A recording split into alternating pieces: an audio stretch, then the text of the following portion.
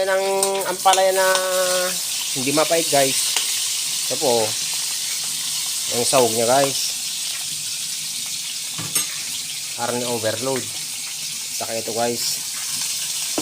Atap na pareha guys. Lagyan natin ang ating bagoong. Ayan. Oh guys, nakadit na po. Lagyan natin ang ating atap na pareha.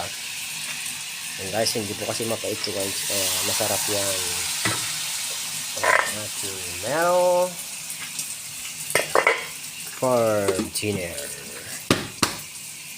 tonight. Ayan guys. Sarap to guys. Promise.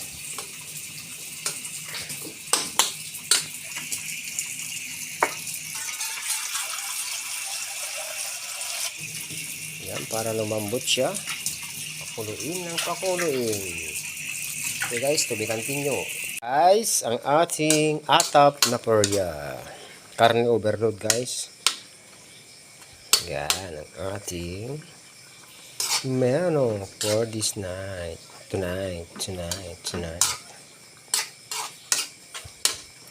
Request po ni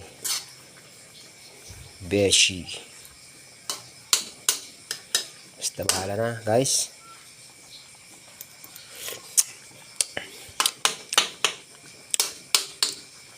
So yummy.